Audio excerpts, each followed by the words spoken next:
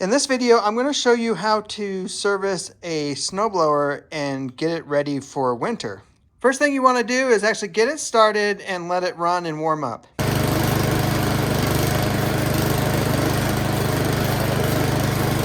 Now it's nice and warm, we're going to drain the oil. So I got an oil pan. I got a piece of cardboard. I don't want any oil on my floor more than it has to be. And then to make it so that the oil goes right in the pan, I have a jack stand and I drop it up, and that way the oil will go right into my pan. While the oil is draining, inspect your auger, especially looking for shear pins. This particular model, Troy-Bilt, has 4 total, 1 on each blade, and they're all there. Just check the impeller to make sure that it will move a little. It shouldn't move too much because the belt's attached on the other side. And just visually look to see if anything, looks wrong, broken. You also want to inspect your skid shoes. And you can see on this one that the whole bottom is gone. So the skid shoes need to be replaced on this one. That oil is almost done draining.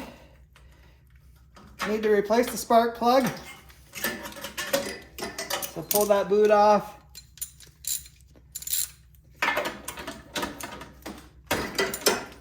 Pull your spark plug out.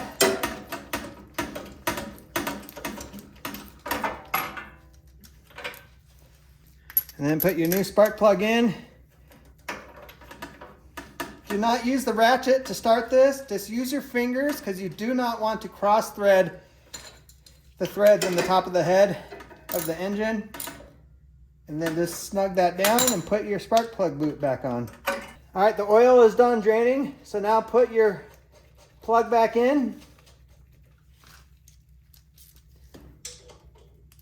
And just snug that up. Doesn't have to be super tight. All right, next we're going to tilt the machine up.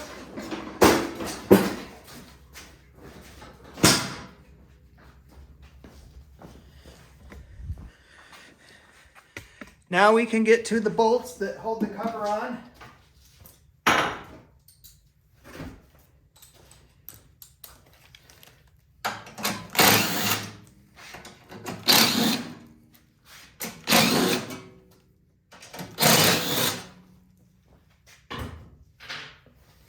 Then you push this down and pull back, and this will open up.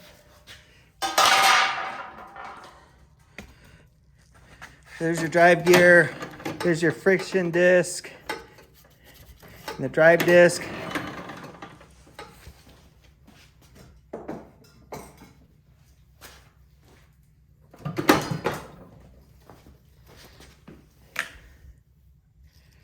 So you want to grease this shaft right here. This is for the gear shift. So we're just going to put some on there.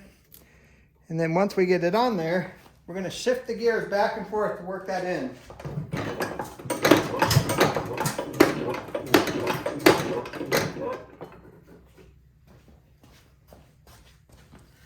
All right, that's in. Now we're going to put some grease on the gear here.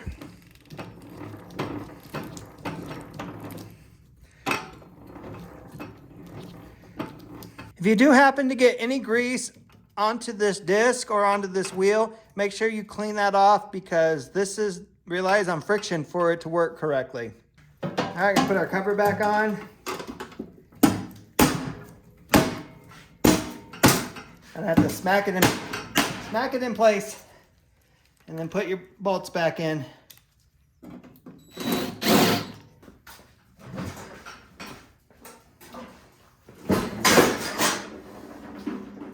Next, we want to check the tension of the drive control cable and the auger control cable. You can see there's just a little bit of play in both of these, and that's about right. There is adjustments right here and here. You can just loosen those bolts and you can adjust it up or down, but it does not need adjustment on this one. You also want to inspect the belts. You got to remove these 2 nuts. 2 bolts that hold the plastic cover on.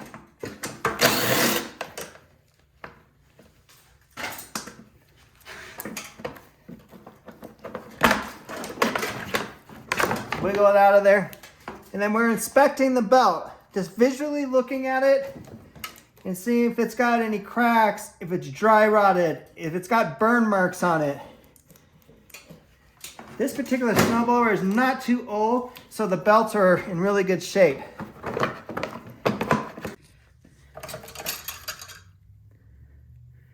All right, it's time to add oil.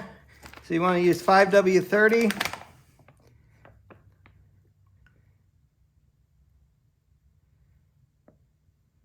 So check your manual, or if there's a sticker on the unit, it'll tell you how much oil to add.